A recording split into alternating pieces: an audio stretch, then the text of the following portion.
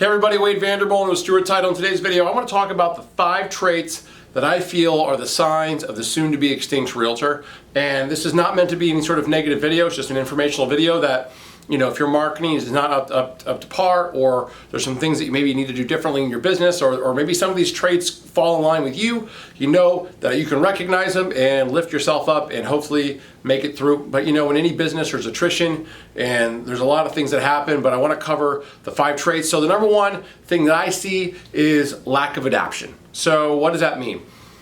Things are always changing in the business, sometimes for the better, sometimes maybe not. But the things that are for the better in terms of marketing, getting eyes to your business, such as video, that's a big deal, right? Video, online, social media marketing, Facebook ads, you know, all those things are huge. And I'm not saying that you have to be strictly tech, but if you're refusing to adapt, or you're just not adapting to how marketing is done, how consumers are responding to marketing, how people are getting their information, then no matter how good of an agent you are, you're not reaching those people anymore, right? So if you think that the best way to reach people is through their mailbox, then we know that that's not the best way to reach people nowadays. Just like it's not the best way to reach people is through a newspaper that people buy at a store.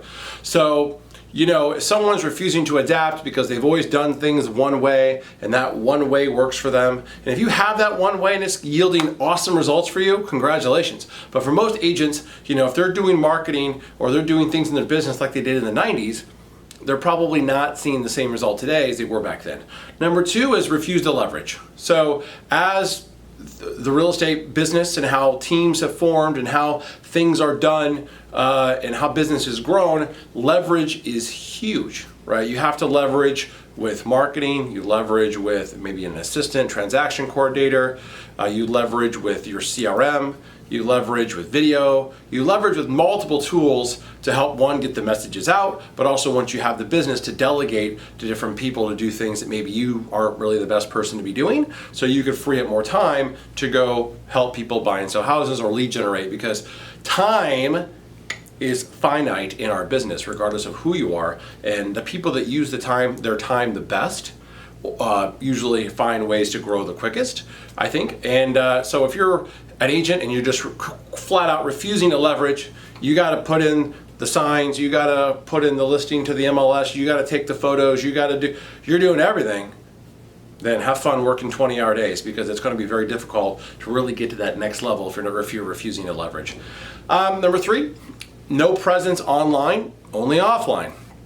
And what I mean by that is the agent that says, you know what, my name and my bio are on the company website, I'm good to go, or you know what, I have a Facebook page, don't use it, you know, or you know, I have done one video in my life, but I don't really see any value in it. You know, I'm going to strictly just go with the newsletter that gets mailed to the house, the postcard that gets mailed to the house, you know, that sort of thing. Very difficult to grow, you know, or even sustain, you know, because if you are not where your clients and prospects spend their time, right, where their eyeballs are, it's going to be hard, I think, in the long term, not short term. There's some people out there very successful short term on this, but long term to really grow and succeed. So again, tough there. Number 4, email. Okay, what I mean by that is, what email are you using? So, you know, perception can be reality. If I'm seeing an email address that says at AOL, at ARolls, at Hotmail, you know, and maybe other people are starting to think, well, okay, well, their email address is completely outdated. How long have they had that? And is that even a safe email address? Is that getting hacked into? Because with wire fraud, there's all types of issues with email accounts being very vulnerable.